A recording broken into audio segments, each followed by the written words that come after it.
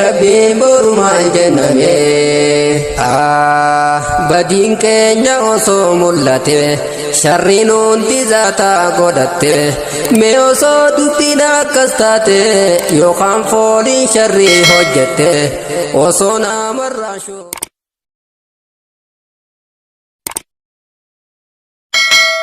Ya Rabbi ya Allah ya Moti amrin hunti harko mafete muqallibal qulubi ate gannuda bidinke tirratti Ya Rabbi ya Allah ya Moti amrin hunti harko mafete muqallibal qulubi ate gannuda bidinke tirratti Ya Rabbi ya Allah ya Moti amrin hundi harko mafete muqallibal qulubi ate gannuda bidinke tirratti Bismillah maqaa keeti wa hunda dursa faarutaan teetinitti alsa alhamdulillahi sin faarsa angoyyoo siniin of buharsa halkanii guyyaa sin nutiisa amrii hunda sittiin hirkisa naaf tolcheesumaatu ogeeysa yaa haqiimsumaan naaf sirreeysa tolfachuun beekuun hin balleeysa Bismillah maqaa keeti waa hunda dursa faarutaan teetinitti alsa alhamdulillahi si faarsa angoyyoo siniin of buharsa halkanii guyyaa sin nutiisa amrii hunda sittiin hirkisa naaf tolcheesumaatu ogeeysa yaa haqiimsumaan naaf sirreeysa tolfachuun beekuun hin balleeysa dhufnerraas galataa rabbiite wallaalummaa koo beekee fitte eegaluun koo abdii rabbiite nu haatiisu diinsaatirratti diiniin deemuun hedduu jabaatte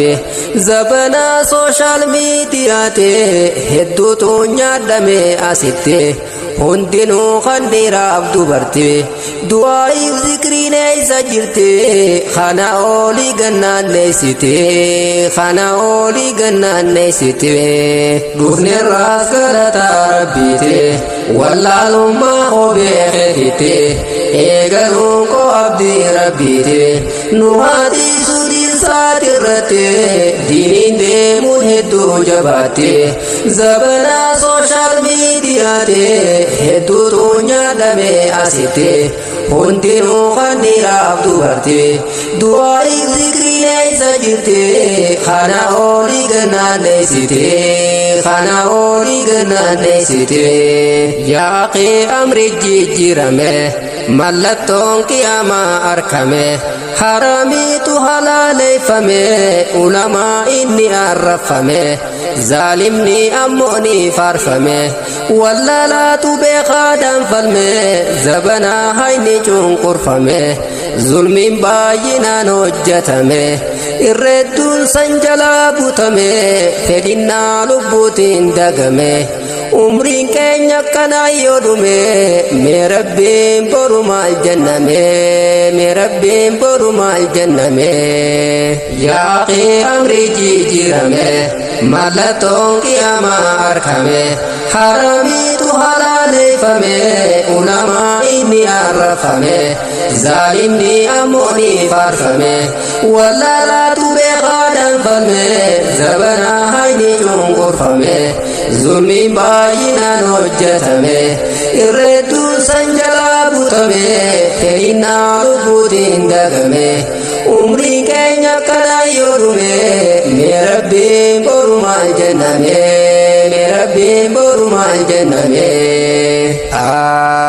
badiin keenya osoo mul'ate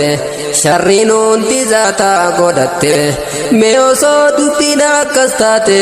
yookaan fooliin sharrii hojjette osoo namarraa shuruuf qoyte jismiin keenya badee fokkote silaa namayyuu wal baqate waliin jirachuudhaaf rakkate waliin jirachuudhaaf rakkate badiin keenya osoo mul'ate sharriin hundi zaataa godhatte mee osoo dubbiin akkas taate yookaan fooliin sharrii hojjette osoo namarraa shuruuf qoyte jismiin keenya badee fokkote silaa namayyuu wal baqate waliin jirachuudhaaf rakkate waliin jirachuudhaaf rakkate yaa rabbii koo arjaa ol taate ati yoom akka keenya laalte toobaadhaaf gara keenu yaamte garimmoo toobarraa fagaate